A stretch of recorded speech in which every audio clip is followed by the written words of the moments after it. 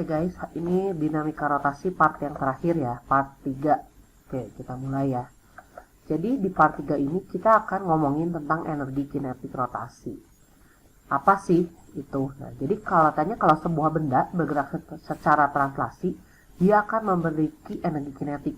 Udah tahu dong apa energi kinetiknya? Energi kinetiknya besarnya adalah EK sama dengan setengah MV kuadrat. Nah, kalau lupa M-nya itu apa sih?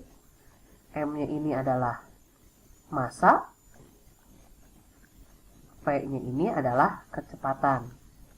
Jadi energi kinetik itu kalau bendanya cuma bergerak. Nah, karena dengan hubungan yang waktu kemarin saya pernah jelasin di video yang sebelumnya, bahwa V itu omega kali R, jadi kita bisa punya juga nih persamaan energi kinetik rotasi, itu jadi EK sama dengan setengah I omega kuadrat. Dari mana?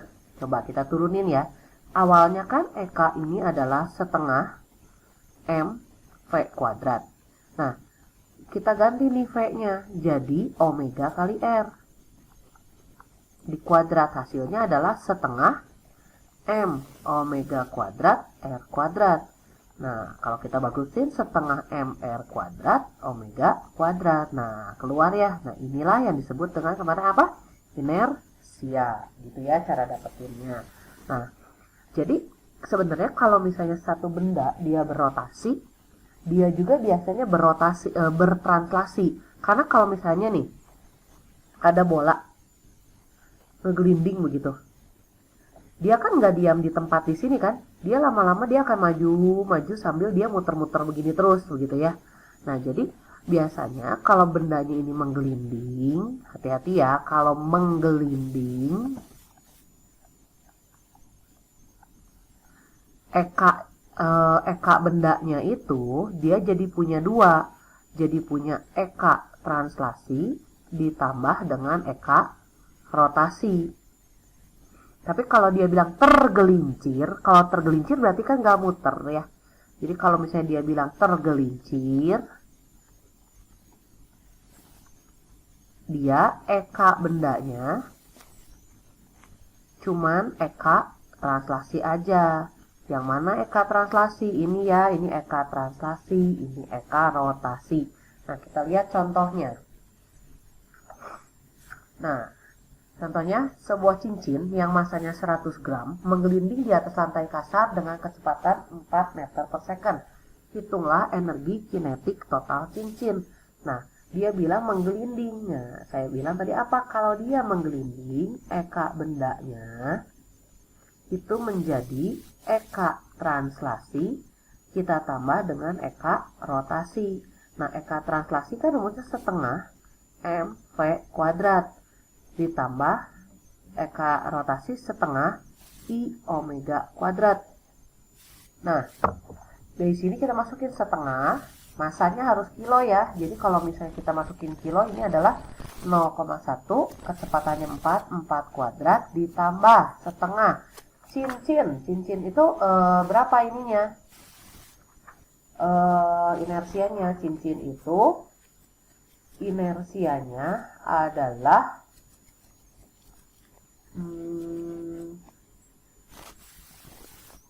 MR kuadrat, karena K-nya 1 ya.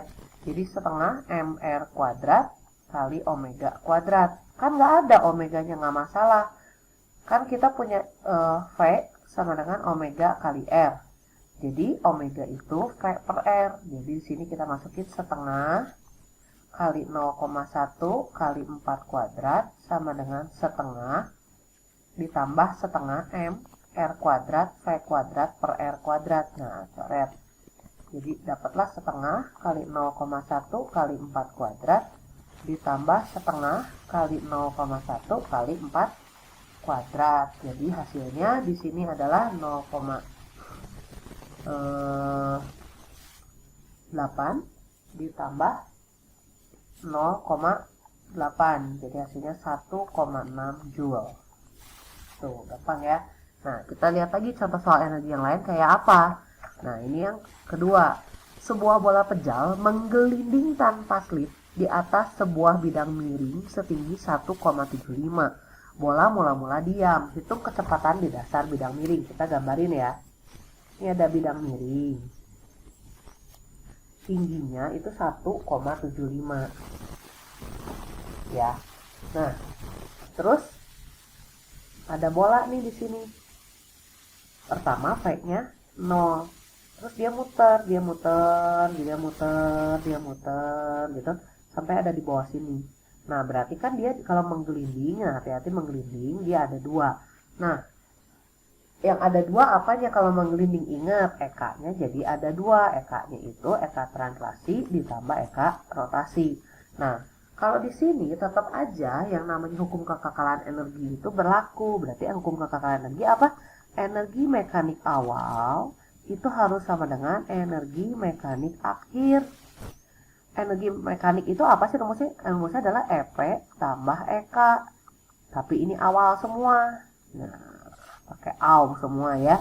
Kalau yang akhir itu adalah EP akhir ditambah EK akhir. Oke. Lihat, ini kan posisi awal. Ini kan posisi akhir. Pertamanya katanya dia kecepatannya 0, berarti nggak ada energi kinetik. Ini nggak ada.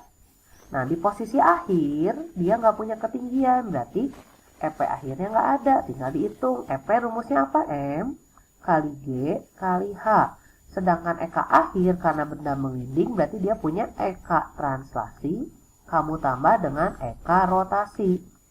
Nah, di sini kita tulis M G H, EK translasi setengah kali M kali V kuadrat, EK rotasi setengah. Nah, I omega kuadrat. Rubah dulu ya.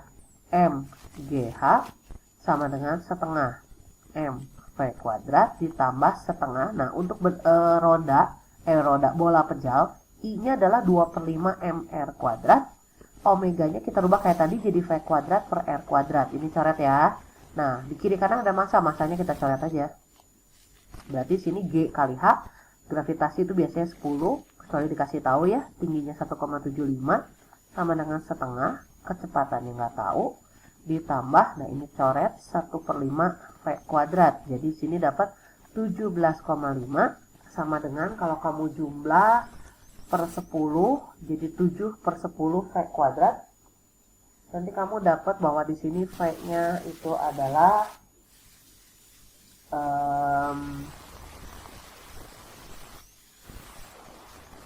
17,5 kali 10/7 terus di akar. Ya sekian lah ya. Kamu hitung pakai kalkulator. Oke, kita lanjut. Nah, setelah soal energi, yang berikutnya adalah tentang momentum sudut dan kekekalan momentum sudut. Nah, jadi momentum itu kan waktu kelas 10 udah ya momentum. Nah, cuman waktu itu linear. Nah, kalau untuk benda berputar, kita sebutnya momentum sudut. Momentum sudut itu rumusnya adalah L sama dengan I kali omega. I-nya ini adalah inersia. Jadi tergantung bendanya. Omega ini adalah kecepatan sudut. Nah, kalau misalnya partikelnya bola ya berarti inersianya pakai inersia bola gitu ya. Kalau misalnya partikel doang berarti inersia partikel yang mr kuadrat kayak gitu doang, tinggal masukin. Nah, kalau ada partikel bergerak mengitari suatu poros, maka besar momentum sudutnya adalah M kali R kali V. Nah, itu dari mana? Ingat, di sini I itu apa kan ini apa partikel ya? Kalau partikel kan I-nya adalah MR kuadrat, I partikel.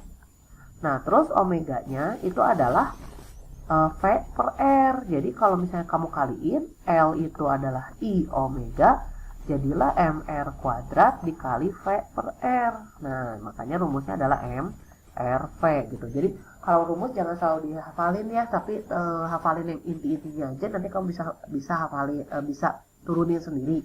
Nah, kalau kekekalan momentum sudut itu biasa aja namanya kekal, sama kayak kekekalan momentum. Momentum sudut awal pasti sama dengan momentum sudut akhir. Nah, kegunaannya kayak apa kita lihat. Contoh soal momentum sudut. Seorang penari balet memiliki momen inersia 60 kg meter kuadrat ketika berputar dengan tangan direntangkan. Kelajuan sudutnya saat itu 4 radian per second. Jika kemudian ia melipat tangannya, ternyata kelajuan sudutnya menjadi 6 radian per second. Hitunglah momen inersia ketika penarinya melipat tangan. Nah, ini penari yang sama, kalau dia udah ngomongin tentang kelajuan sudut yang muter begitu, tiba-tiba berubah kecepatan, ini pasti pakai kekekalan momentum sudut. Momentum sudut awal harus sama dengan momentum sudut akhir. Nah, awal itu kan berarti I kali omega harus sama dengan I kali omega. Nah, awalnya dia bilang 60, kecepatannya 4, omeganya kecepatan sudut sama dengan, akhirnya nggak tahu inersianya, jadi kecepatan sudutnya jadi 6, jadi inersianya adalah 40 gitu. Jadi sebenarnya kayak gini, kalau misalnya ini orang gitu ya, ini orang nih nari balet, tadinya tangannya begini nih, panjang. Nah, kan berarti R-nya panjang. Kalau R-nya besar, berarti kan I-nya akan besar. Nah, kalau berikutnya, orang nari balet tuh tangannya dilipat misalnya kayak gini. Nah, kita kan pernah lihat ya di balet-balet gitu, kalau misalnya tangannya terentang sama tangannya ditekuk, biasanya kalau dia lagi muter begitu, kecepatan yang kedua yang ditekuk itu pasti lebih besar dari kecepatan yang pertama. Kenapa? Karena ini ke momentum sudut, kekekalannya, inersianya jadi lebih kecil kayak gitu. Nah, dinamika rotasi itu cukup sampai sini. Nah, nanti kita lanjutkan dengan keseimbangan benda tegak dan titik berat. Thank you for watching guys.